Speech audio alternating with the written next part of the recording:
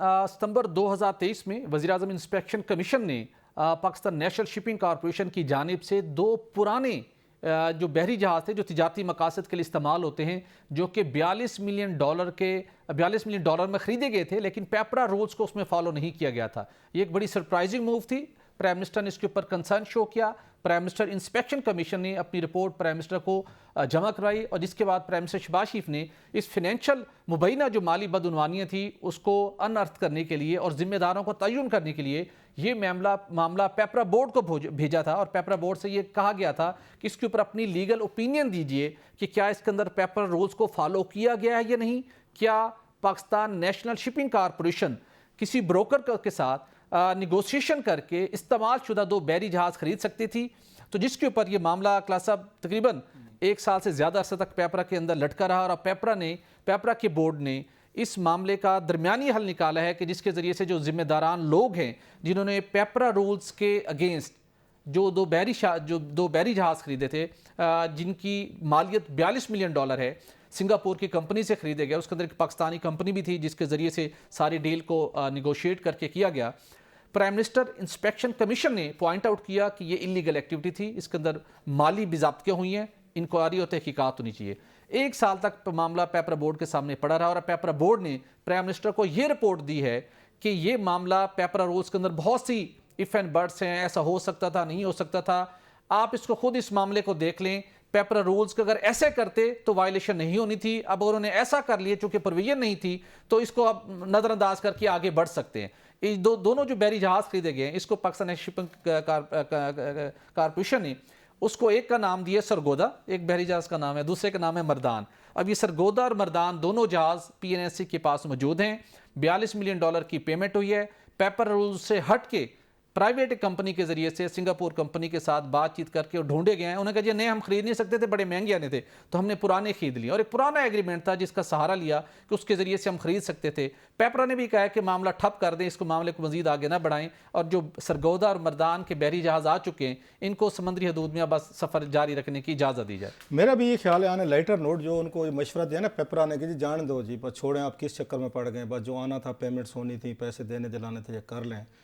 ये पेपरा रूल्स मेरा ख्याल आम आदमी तो इन चीज़ों को उस तरह नहीं समझता होगा, वो भी थोड़ा सा ज़रूर एक्सप्लेन किया करें कि पेपरा रूल्स के तहत क्या चीज़ें होती हैं, आपने क्या कुछ करना होता है, ताकि आम आदमी को समझ आए कि इरेगुलेटरी जहाँ पे कहाँ पे और किस तरह से होती हैं।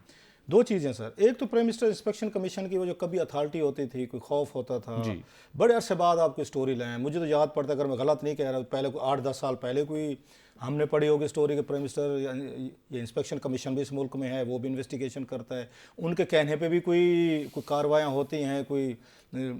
और मुझे याद पड़ता है कि आपको एक और दूँ, आपको याद आएगा, आपकी स्टोरी देखकर मुझे उससे याद आएगा, कोई मैंने भी की थी। It was in people's party दौर। उस वक्त आज़म स्वाति साहब जो है ना, वो ये वज़ीर थे इनके साथ, मेरा ख्याल JUI के कोटे से पीपल्स पार्टी के साथ। सरदार आसिफ अहमद अली साहब जो है ना, ये उस वक्त ये चेयरमैन प्लानिंग कमीशन थे।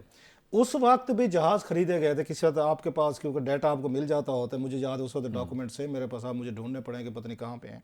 उस वक्त भी जहाज़ों की खरीदारी में बहुत बड़ा स्कैंडल आया था और इन्हीं के आया था, ये जो PNSC की। तो हर दफ़ा, क्योंकि it involves millions of dollar. Azam Swati sahab हैं, अपने किसी भतीजे उसके साथ वो वहाँ पे बैरून मुल्क गए और ख़ुद वो इसकी इंस्पेक्शन करने चले गए थे और कोई मामला तय करके आए थे, जिसमें सरदार आसिफ अहमद अली और दीगर ने कहा था भी आपके पास क्या एक्सपर्टीज़ थी, आप कैसे गए थे, वो बहुत बड़ा उस पर रोला पड़ा था।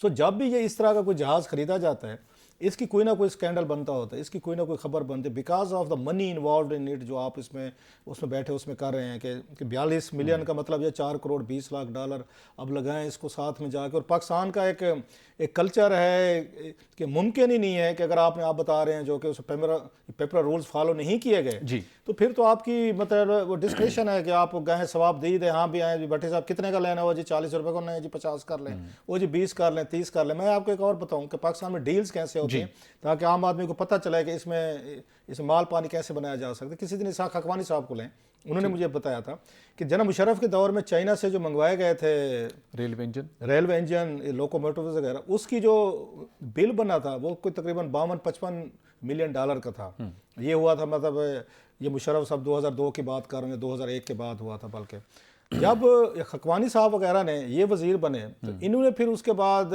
इनको चाहिए थे लोकोमोटिव, तो बिल बना हुआ $30 मिलियन का, वही स्पेसिफिकेशन, उतनी तादाद, वो सेम कंपनी, सेम सारा कुछ, और उसने बोगीज इंजन जबकि बाद में तो मजीद महंगी होनी चाहिए, लागत बढ़ मतलब जाती है। 10% आप लगा लें ना, 10% ही एनुअल आप इन्फ्लेशन लगा लें।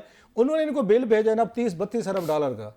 तो इन्होंने कहा जनाब कि उस वक्त जब थे वो $55 या $52 मिलियन थे, ये महंगे होने के बजाय सस्ते कैसे हो गए? बिल्कुल ठीक। पता है उन्होंने क्या जवाब दिया था? जी। उन्होंने कहा भाई साहब आप अपना इसमें जितना हिस्सा डालना है डाल लें, हमारी ये कीमत थी।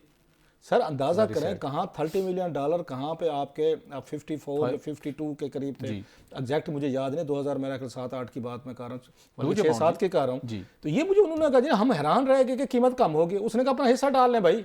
खकवानी साहब is a very honourable man, बड़े ईमानदार आदमी है, ये मुझे उन्होंने खुद ये बात बताई हुई है। तो ये मैं बता रहा हूँ कि इतना इसमें से शेयर्स और पैसे खाए पिए जाते हैं। चलो देखते हैं अब ये मामला पेपर ने तो भेज दिया शहबाज शरीफ सबको वापस। अब शहबाज शरीफ जाने और उनका प्राइम मिनिस्टर इंस्पेक्शन कमीशन जाने। लगता ये है कि अब हतमी फैसला शहबाज शरीफ साहब ने करना है कि इस मामले को जाने दें और बस ये काम ऐसे चलता रहे, या PMIC की जो रिपोर्ट थी उसके ऊपर कोई FIA या नैब के जरिए से कोई इसके ऊपर एक्शन हो सकता नहीं। हतमी फैसला शहबाज शरीफ साहब ने